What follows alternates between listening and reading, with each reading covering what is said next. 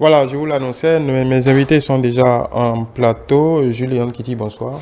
Bonsoir, Noumon, bonsoir à toutes et à tous. Daniel Kaintogla, bonsoir. Bonsoir Xavier, bonsoir téléspectateurs, bonsoir chers collègues. Vous êtes enseignant de philosophie. Julien Kitty, vous êtes analyste politique. Malheureusement, Nicolas Sopetin et Innocent Godonou ne pourront pas nous rejoindre ce soir pour quelques raisons pratiques. Voilà, nous allons parler de cette première victoire des Guépards depuis 2 ans, Julien Kitty. Depuis qu'ils sont devenus Guépards, on va dire c'est la toute première victoire. Bon, il faut dire depuis que l'entraîneur allemand est là, parce que le changement... C'est pas l'entraîneur qui joue. Bon. Mais attendez, les résultats de l'entraîneur, l'évaluation de l'entraîneur, c'est à l'aune de ça aussi. La preuve, des entraîneurs sont recrutés pour dire vous qualifiez l'équipe pour telle compétition. Nous sommes en plein éliminatoire pour la phase finale de la Coupe du Monde prochaine. Il y a des entraîneurs qui ont pour résultat de qualifier l'équipe. Si tu ne qualifies pas l'équipe, on te vire. Ça veut dire que la performance de l'entraîneur, c'est à l'aune de la performance des joueurs sur le terrain, parce qu'on suppose que lui, il a travaillé à ce que les joueurs aient le mental de plus que de gagnants, mais de gagneurs, qu'ils aient les techniques, les tactiques qu'il faut, qu'ils aient les informations sur les équipes qu'ils vont rencontrer dans les compétitions. Bon, tout ça fait partie de l'équipe. Pas la technique. Donc maintenant, on ne va pas travailler la technique en équipe nationale. Non, mais, la mise en place. Oui, je suis d'accord, mais un entraîneur professionnel, qu'est-ce qu'il fait? Des gens qui sont déjà professionnels, la mise en synergie de ces personnes-là, c'est pas non plus donné à vous et moi. Donc, quand vous venez pour le faire et que vous faites 2 ans, et que vous nous offrez aucune victoire, parce que nous ne sommes pas sur le terrain, nous ne sommes pas l'entraîneur, mais autant de Béninois que nous sommes, les 12 millions de Béninois, nous rêvons, nous sommes passionnés d'espoir de voir notre équipe, nos Guépards gagner. Parce que j'ai souvent eu un pincement au cœur, quoique je suis féru du football. J'ai souvent eu quelques pincements au cœur lorsque je vois les rues de Cotonou bondées, les cafettes où les gens sont debout en train de regarder les matchs jusqu'à se mettre sur la chaussée sans le savoir. Mais c'est jamais autour des Guépards. Et vous savez, les supporters, ça n'est passionné, ça n'est rassemblé essentiellement que autour des efforts, des bons résultats. Si au bout de 2 ans, c'est maintenant que nous avons une victoire, bon, même si c'est pas face au Rwanda, bon, le Rwanda, c'est pas une foudre de guerre en matière de football, mais il y a plus d'équipes, de petites équipes aujourd'hui. L'entraîneur, on peut dire, bon, enfin, vous me direz qu'il n'est jamais trop tard pour bien faire. Mais voilà, il faut continuer maintenant parce que nous rêvons d'être qualifiés pour la Coupe du Monde aussi. Il n'y a pas ceux qui sont qualifiés pour la Coupe du Monde souvent, ils sont pas nés autrement que nous. Donc à partir de ce moment, et les garçons qui sont dans cette équipe aujourd'hui qui a été rajeunie presque à 75-80%. C'est là seulement que j'ai trouvé que le travail de l'entraîneur, le travail de sélectionneur à ce niveau-là a été assez osé. Il a osé offrir tranquillement et gentiment la retraite à un certain nombre d'anciens à qui nous disons merci de nous avoir fait tout. Mais bon, ils peuvent, à l'image des Adebayor et des Drogba et autres là, à Lomé et à Abidjan, offrir ici, je veux parler, pour ne citer que ce cas de Sessegnon par exemple, être dans le staff pour accompagner, pour booster les choses au plan psychologique. Mais beaucoup de jeunes que je vois, qui jouent de façon décomplexée, ça veut dire que si on les encadre comme il faut, et je n'ai pas de doute que le gouvernement puisse mettre les moyens qu'il faut, parce que le chef de l'État a très clairement dit, quand la Coupe d'Afrique dernière se jouait en Côte d'Ivoire, il a accordé une interview où j'ai été fier de voir le président dans cette folle envie de dire mais mon équipe aussi doit aller dans cette compétition. Il a même juré qu'il ferait tout pour que le Bénin soit la prochaine CAN. Mais déjà, la Coupe du Monde, si nous allons à la Coupe du Monde, ce serait déjà une bonne manière de dire, bon, vous, les Ivoiriens, vous, les Sénégalais, vous avez joué la CAN, nous, on est à la Coupe du Monde. Quoi. Ah, mais c'est pas donné, c'est pas gagné d'avance. Probablement. Derek Kaitogla, est-ce que vous avez vibré devant la performance des Guépards? Oui, un peu. Et contrairement à l'avis de mon collègue, je crois que Et j'ai été heureux parce que la chaîne de la malédiction est brisée. Et Guérin Roy avait, je ne sais pas, eu l'intention qu'il y a une malédiction qui planait sur l'équipe parce qu'il n'y avait pas de victoire. Mais hier, cette chaîne, oui, il est allé jusqu'à parler de choses là. Je ne sais pas ce qui s'est passé dans les coulisses de ce côté-là. Mais ce qui est sûr, c'est que hier, on a vu une équipe qui s'est illustrée en matière de performance, de la volonté de la gagne et qui finalement a pu décrocher cette victoire-là, ces 3 points, et se retrouve maintenant à la tête avec le Rwanda pour le moment, en attendant le match entre le Nigeria et l'Afrique du Sud, je crois bien, ce soir. Et ce que je m'avais dit, c'est que il y a eu un travail sérieux du côté du sélectionneur, parce que hier, il était décidé à venir à bout des Rwandais. Et à la 33e minute, j'ai suivi une communication entre lui et Doku, le milieu en question qui allait marquer.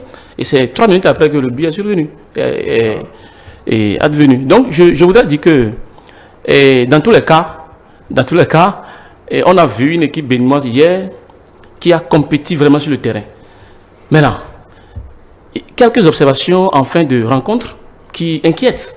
C'est que on a l'impression que le côté endurance au niveau du souffle, ça manque toujours parce qu'on a failli être rattrapé hier sur les invasions, des attaques rwandaises. Ça a failli faire mouche. Donc je me dis qu'il y a un travail qui doit se faire au niveau de cette endurance-là, parce que le football aujourd'hui c'est 90 minutes, tout au moins. Plus les jours-là, il ne sert à rien de jouer, d'être vraiment au niveau pendant les 60 minutes, les 70 minutes. C'est les 80 minutes. L'autre chose que je m'en vais dire, c'est qu'au niveau du milieu de notre équipe hier, on a eu à souffrir un peu en fin de rencontre. Et je ne sais pas, je voudrais revenir un peu, c'est pas pour réveiller les vieux démons, mais je voudrais revenir un peu sur la situation d'un joueur qui nous manque. C'est Biosoukou qui nous manque. Je ne sais pas, c'est une question de discipline qui avait été évoquée. Non, il a décidé de ne jouer. Oui, je sais, parce qu'il y avait une question de discipline qui avait été évoquée. Mais je crois qu'au-delà de tous ces manquements, toutes ces questions d'indiscipline, il faut quand même faire l'effort de ramener dans l'équipe ceux-là que nous avons sous la main maintenant et qui font le travail de façon remarquable pour permettre à l'équipe nationale de se mettre au niveau escompté. L'autre situation, c'est que j'ai été vraiment, comment dirais-je, j'ai été très, très ému, très passionné par le football béninois hier, mais il s'est fait que c'est de l'autre côté, ce n'est pas chez nous que ça s'est joué. Donc la question de terrain de football se pose encore avec acuité.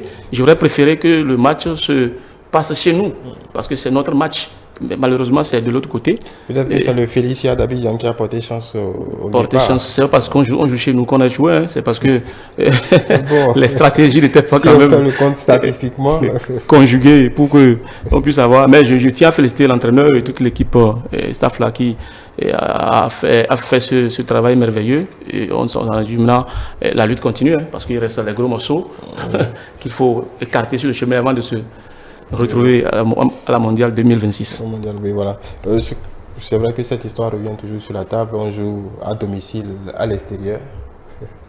Oui, mais puisque l'entraîneur lui-même, jusqu'à lui, puisqu'il se permet de rentrer, de donner dans la superstition, pourquoi pas? C'est là où je trouve, je suis d'accord avec vous quand vous dites si peut-être le stade Félix Houphouët-Boigny d'Abidjan qui vous a porté chance, parce qu'il pourrait vous dire, l'entraîneur, que même si le stade Général Mathieu Kérékou de Cotonou était autorisé pour accueillir le match, que si on n'avait pas gagné, on n'avait pas marqué ce seul et unique but, l'entraîneur nous dirait encore que les gris-gris ont continué à fonctionner et que c'est là où ça a été fait.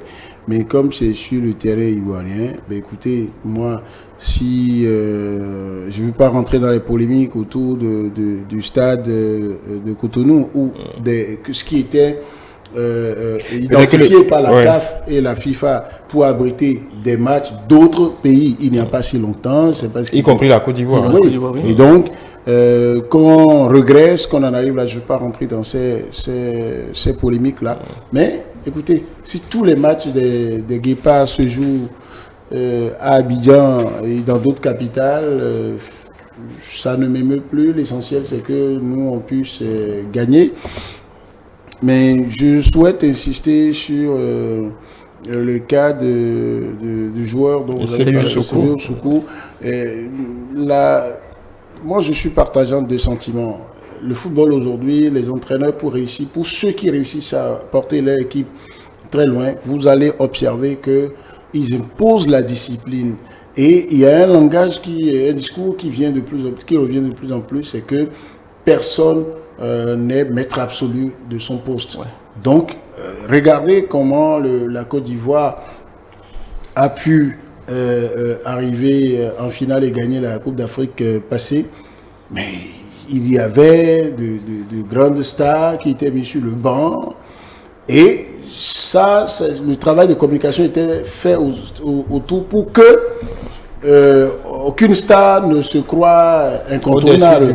Alors donc, si un joueur est indiscipliné, il faut bien lui montrer que c'est pas la tête de l'entraîneur qui est en jeu, c'est pas la tête d'un autre coéquipier, c'est la nation. Maintenant, il faut le récupérer. D'autant qu'on ne parle pas de star. Non. Bon, s'il est très bien, tel que vous le dites, peut-être la punition, on peut souhaiter que la punition s'arrête à, par exemple, on le sélectionne.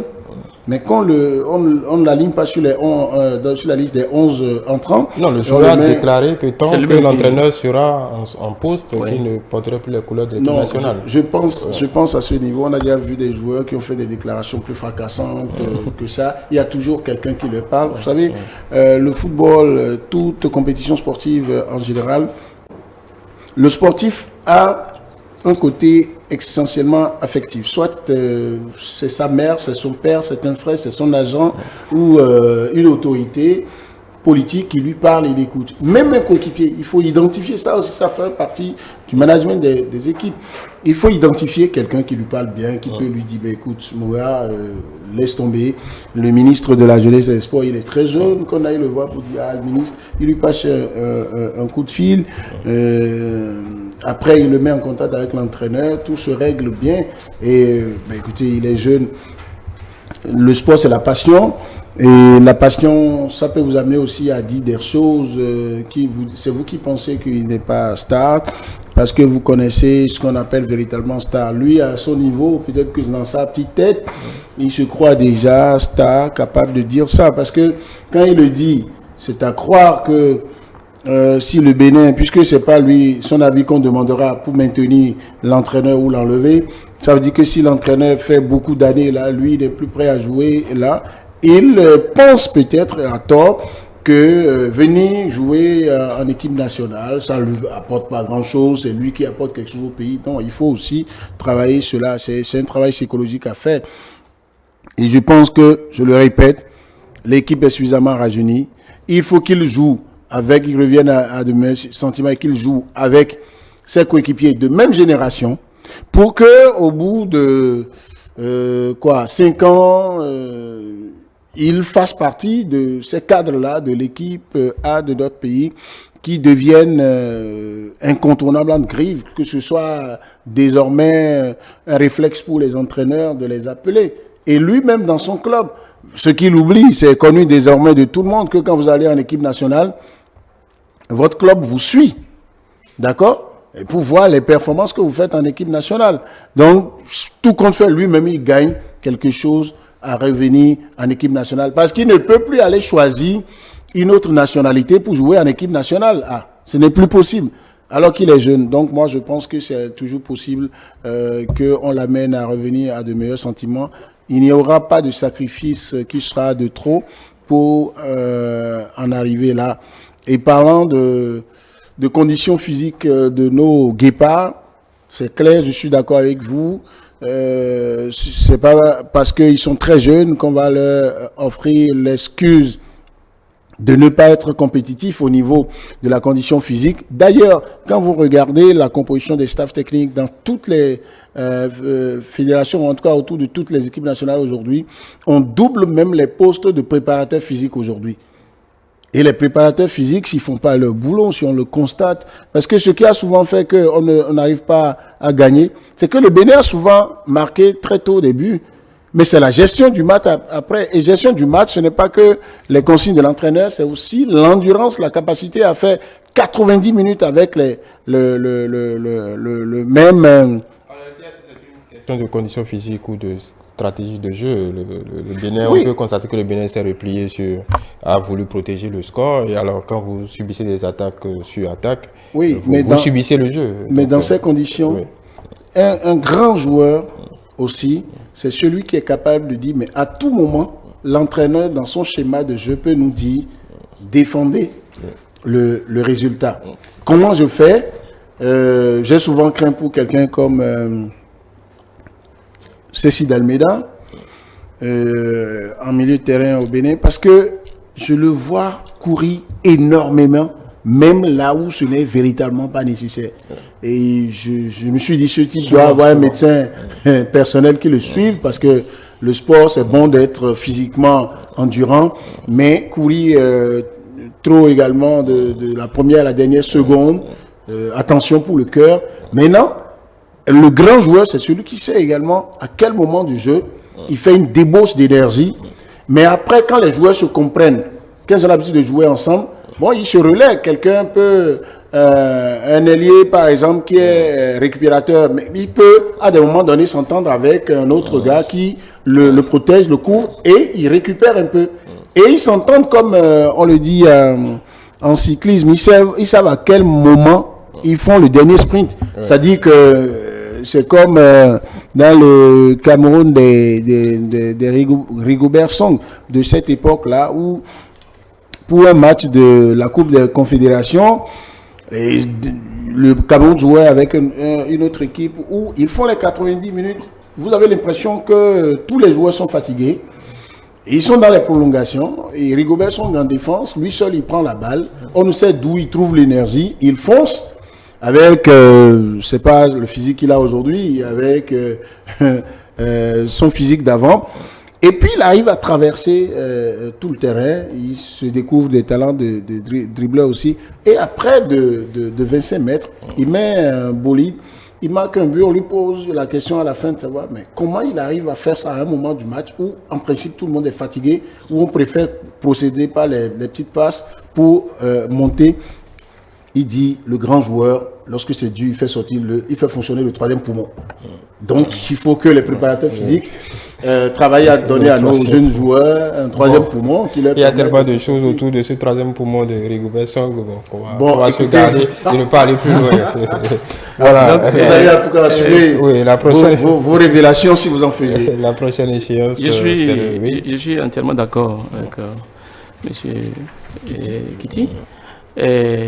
Pourquoi j'ai évoqué la situation de Soukou? C'est parce qu'il manquait sérieusement hier un meneur de jeu. Un meneur de jeu qui porte vraiment un bas vers l'attaque. Ça a manqué. Maintenant, il y a un autre aspect qui m'a vraiment dérangé hier quand j'ai suivi un peu le match.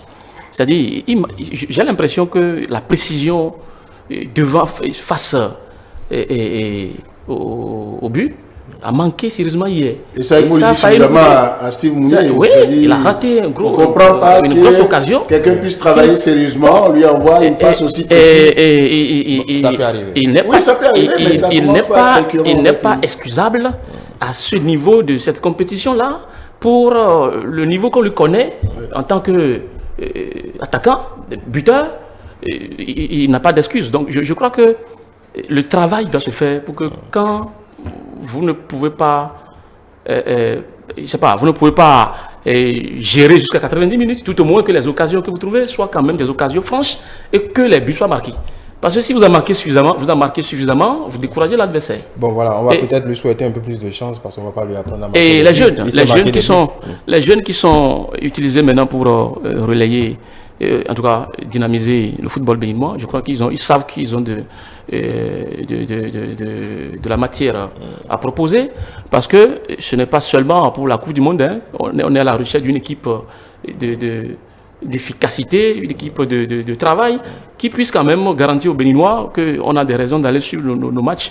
Donc peut-être qu'il faille leur laisser le temps de se développer, de se construire. Ils n'ont pas le temps. Ils n'ont pas le temps parce que nous sommes à un moment où les matchs c'est tout le temps. Hein. Le pays veut la qualification pour la CAN, la qualification pour le... Vous avez dit vous-même tout à l'heure qu'on ne vient pas en équipe nationale pour apprendre à jouer ou pour évidemment. Pour une, donc, équipe, ça veut dire pour une équipe renouvelée à ce niveau, peut-être qu'il leur faut beaucoup de vécu pour performer. Donc ça ne se construit pas au bout de 2 matchs. Tout compte fait, nous-mêmes, on ne perd rien. En tout cas, on ne fait rien de mauvais en leur mettant cette pression psychologique. Parce que le peuple veut des résultats. On ne veut plus de Coupe d'Afrique qui se joue sans nous. Et j'espère qu'ils le savent. Ils le savent. Les jeunes le savent très bien. Voilà, donc, le prochain match. Le prochain match contre le Nigeria. Le vice-champion d'Afrique. Le vice-champion d'Afrique, le Nigeria, c'est le lundi. Le Nigeria est prenable. Le Nigeria est bien prenable. Et le Rwanda, qui vient d'être battu par le Bénin, a battu l'Afrique du Sud il n'y a pas longtemps dans cette qualification pour la Coupe du Monde. Donc, nous attendons ce que ce Nigeria est capable de proposer encore après la Coupe d'Afrique des Nations. Mais je suis convaincu qu'avec l'équipe que j'ai vue hier et quelques réglages techniques et sur le côté préparation physique, le Bénin est capable de venir à bout de ce Nigeria-là si on n'a pas ce complexe d'infériorité qui fait toujours que les Super Eagles nous malmènent à la dernière minute souvent. Le Nigeria gagne souvent le Bénin à la dernière minute. Donc le problème est là, à ce niveau. Et je crois que les techniciens, de l'entraîneur jusqu'à tout son staff-là, je crois qu'ils ont des stratégies pour quand même proposer quelque chose et sortir le Nigeria et surprendre. Aujourd'hui, le football, c'est quoi? C'est que quand vous ne pouvez pas gagner, il ne faut pas perdre. Quand vous ne pouvez pas gagner, il ne faut pas perdre. Et il y a des matchs sensibles sur lesquels il ne faut pas perdre. Contre le Nigeria, contre l'Afrique du Sud, c'est des matchs à ne pas perdre.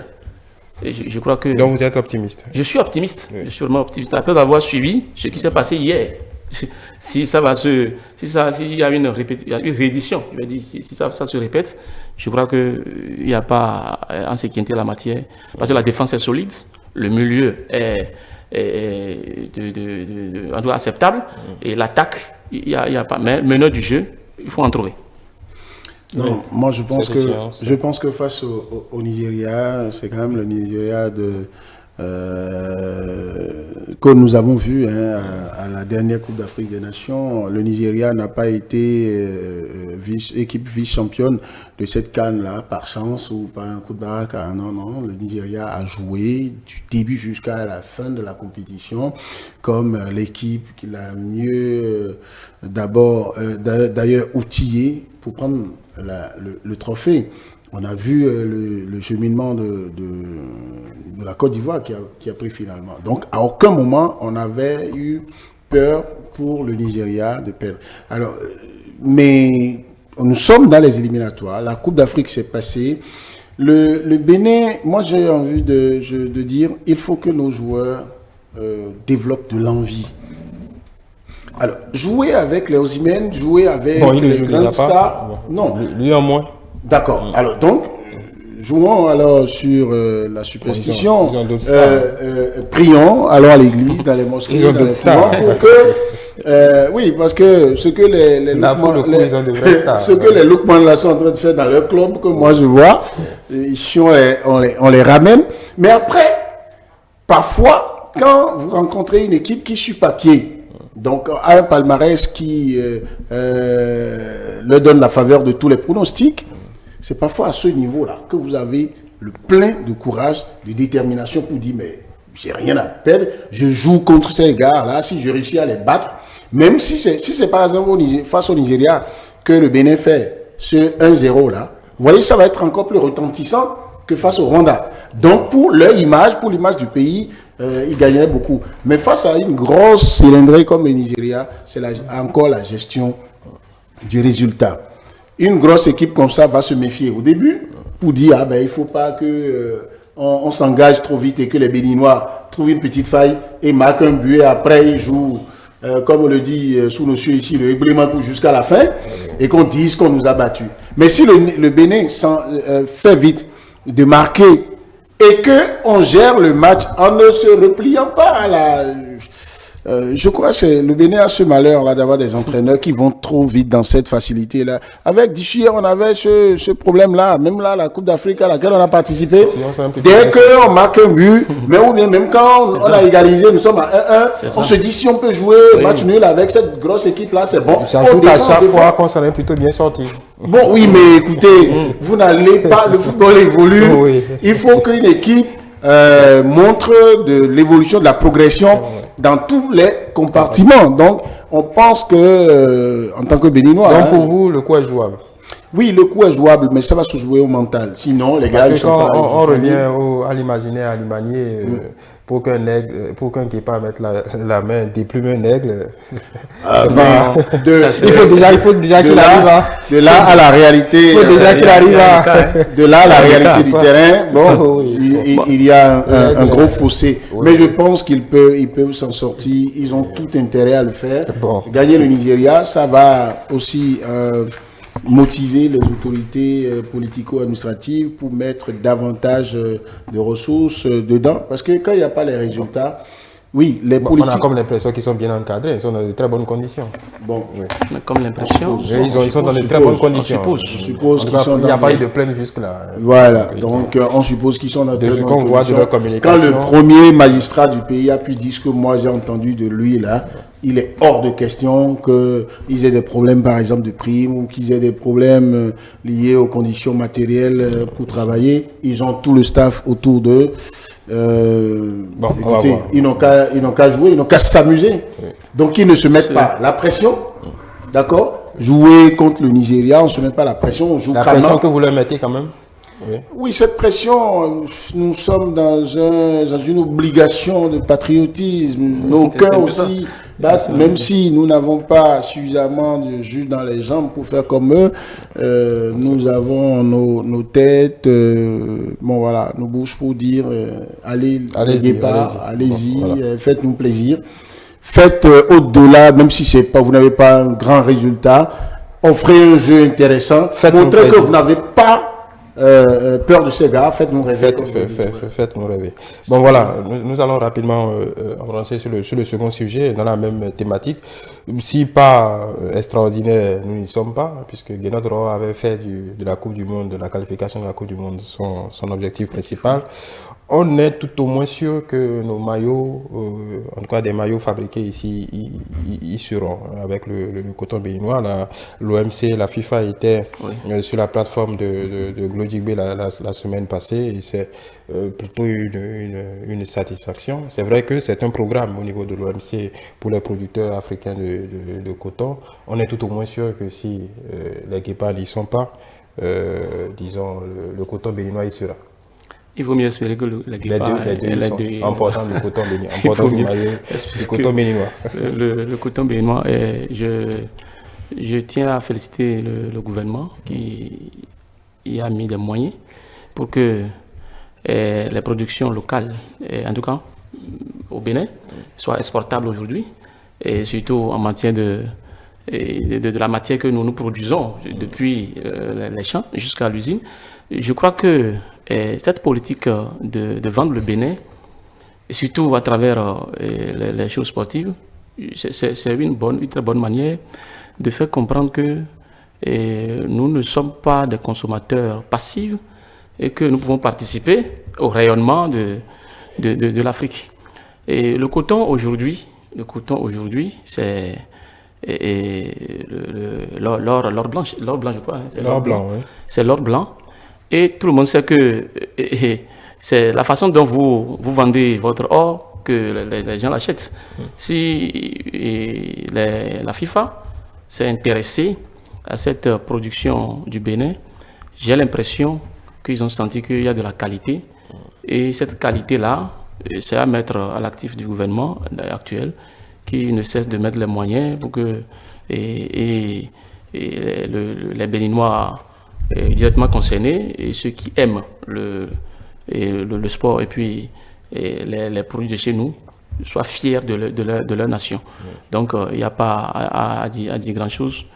J'encourage et je souhaite que ce ne soit pas seulement notre coton qui soit là, que les guépards puissent les porter également. Pas qu'à l'entraînement, en match. Non, naturellement. Non, il faut déjà saluer d'abord une diplomatie économique qui marche au niveau du gouvernement parce que avant que l'Organisation mondiale du commerce, avant que la FIFA ne puisse vérifier si les normes internationalement reconnues sont respectées pour qu'on admette donc du textile made in Bénin dans la confection des maillots.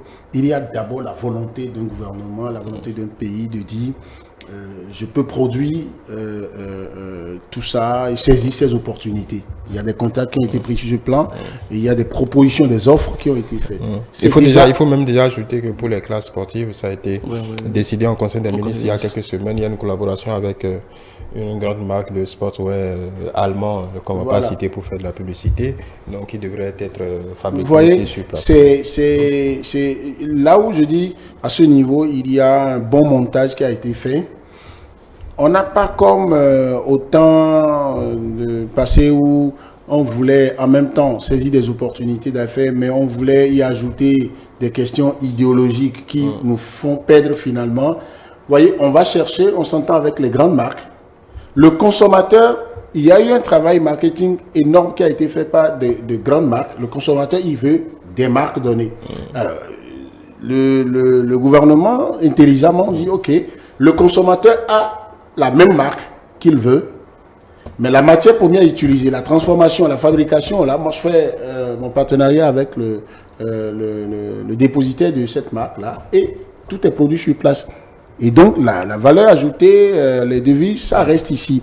Alors, quand on en arrive à le faire dans le monde sportif, si ça prend, et que nous restons sérieux pour produire à une grande échelle industrielle et toujours en maintenant la qualité, écoutez, c'est une grosse opportunité pour capter de l'argent. Parce que le monde sportif, je ne connais pas un autre monde qui consomme autant ou qui brasse autant d'argent. Il y a des secteurs économiques, mais à moins qu'on parle du secteur de la drogue, alors que c'est prohibé. Sinon, si vous voyez l'argent qui circule dans le sport, c'est faramineux, vous entendez. Alors, il n'y a que des opportunités d'affaires dedans. Maintenant, si le Bénin, les guépards, s'ils y vont, je le souhaite, hein, écoutez, mais s'ils n'y vont pas, ce ne sera pas la fin du monde. Optimiste tantôt. Ah mais non, c'est moi, je ne veux pas. Vous êtes dans l'optimisme à géométrie variable. Moi, je ne veux pas forcément lier les deux. Les deux sont bien, mais distinctement bien. Oui. Mais si les guépards ils y vont, c'est bon, je vais acclamer, je le souhaite de tout mon cœur. Je ne vais pas m'attraper la tête et me dire c'est la fin du monde s'ils n'y vont pas. Mais si économiquement le Bénin peut être présent pour les deux, tant mieux. Mais au moins économiquement. Et vous allez me permettre, moi, grand optimiste que je suis, vous allez me permettre de dire, sur ce coup, si je dois faire une comparaison, peut-être que ça va vous choquer, je fais plus confiance à l'étape actuelle. Je fais plus confiance à la capacité de l'État béninois de produire des maillots et de les faire correctement et de pouvoir saisir ces opportunités, faire rentrer de l'argent, que de compter sur les guépards pour être à la Coupe du Monde. Non, je le souhaite. Vous ne prenez pas un gros risque en réalité. Bon, c'est pas un pari. C'est pas un pari compliqué. Voilà, parce que moi, avec les deux écureuils à guépards, je reste prudent dans ma folie de supporter. Même si mon cœur bat énormément pour qu'ils y soient. Mais ça ne va pas mentir, quoi. Ce qui va sortir de Glodibé, c'est comme on dit, la terre ne ment pas. Des machines, là, ça va sortir du bon. Parce qu'on a fait des tests ici. D'abord, regardez la politique d'habillement des forces de sécurité et des défenses de notre pays. Regardez les t-shirts qui sont fabriqués, qui sont mis sur le marché international. Quand vous les observez, ça n'a rien à voir avec des choses que nous achetons quand nous allons dans d'autres capitales. On pense qu'on ramène des choses intéressantes à nos frères par-ci, par-là, en amenant parfois des t-shirts que vous regardez, vous dites, mais qu'est-ce que... pourquoi on ne peut pas en fabriquer ici? Qu'on commence par le faire avant que Glodibé ne soit... Écoutez, on n'a jamais pensé que ça pouvait se faire chez nous. On ne faisait qu'exporter le coton brut, comprends? Bon, il y a eu des expériences dans le passé de transformation, mais pas à cette échelle. Mais allez, vous connaissez l'expérience des Coteb, des Citex, de tout ça. Qu'est-ce que c'est devenu? Il y a des expériences probantes, comme on en a apporté du Coteb. Oui, d'accord. Mais bon. Donc, vous ne pouvez pas dire que ça n'a pas existé. Le niveau, ça évolue. La qualité, la finesse dans ce qui va faire la transformation. Bon, je veux pas. La qualité de nos kakis était au top, quand même. Bon, ça fait beaucoup d'années derrière, je n'ai plus la possibilité. C'est quand même dans cette période-là également que on en a apporté les kakis lâchaient en épaisseur à des endroits que vous connaissez. Vous lâchez vous, mais non. lâchez pas moi. On n'a pas besoin aujourd'hui non plus d'avoir des kakis qui ont d'épaisseur qui donne l'impression que vous voulez porter ça pour 20 ans. Parce que aujourd'hui, un élève, quand vous le rencontrez en chemin, il veut que même le tissu kaki qu'il utilise soit fin, mais solide et de qualité. Bon, ça, vous voyez, en termes de dépenses, ça arrangeait les parents quand même que vous puissiez visiter le même kaki pendant 5 ans sans que ça ne soit abîmé. Vous voyez bravo, voyez de quoi je parle. Bravo à la qualité de la fibre. Voilà. La durabilité plutôt. La durabilité. Ce n'était pas la qualité, la grande qualité. On va finir là-dessus. J'avoue que les classes sportives, la Coupe du Monde, bon, on ne peut qu'espérer qu'il y ait qu'une filière permanente s'installe et qu'on puisse compétir avec l'Asie, puisque c'est l'Asie du Sud-Est qui, pour le textile en général, que ce soit pour le sport ou bien l'habillement en général. L'ambition elle est grande, hein? Mais il faut saluer quand même cet exploit que l'industrie textile est en train de faire au Bénin. Et moi, je crois qu'il y a un petit manque de communication, je ne sais pas si c'est à mon niveau, à propos de tout ce que le textile au Bénin est en train de donner aujourd'hui au point d'être exportable. Puisque dans tous les cas, les Béninois se sentiraient beaucoup plus fiers et beaucoup plus nationalistes si ils sont les premiers à être consommateur. Il y a quand même de la communication, hein, je crois. Les t-shirts, oui, moi je suis informé, je suis un peu informé, mais c'est-à-dire ce niveau maintenant c'est-à-dire où le textile béninois se retrouve dans l'arène mondiale et dans le sport, c'est pas suffisamment connu du grand public. Ça a besoin d'être renforcé. Par exemple, le Bénin a des... Bon, il faut rappeler qu'on est encore au niveau des échantillons. Voilà.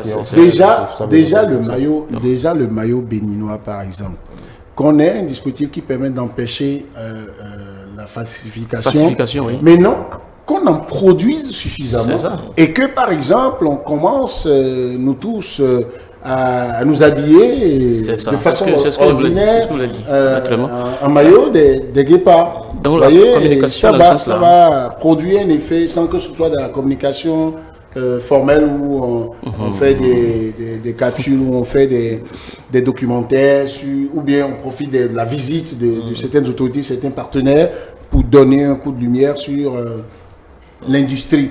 Mais je pense que l'industrie est plus vendue que les produits de l'industrie.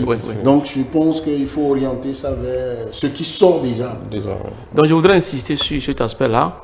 Et il n'est pas, je persiste, je vais dire, et il ne serait pas très très bien que pour la première fois où notre industrie textile est exportée, que nous-mêmes ne soyons pas au rendez-vous. Oui, mais bon, je pense. Mais il faut préciser qu'il n'est pas sûr que le maillot que les écureuils portent aujourd'hui soit produit à Glodigbé.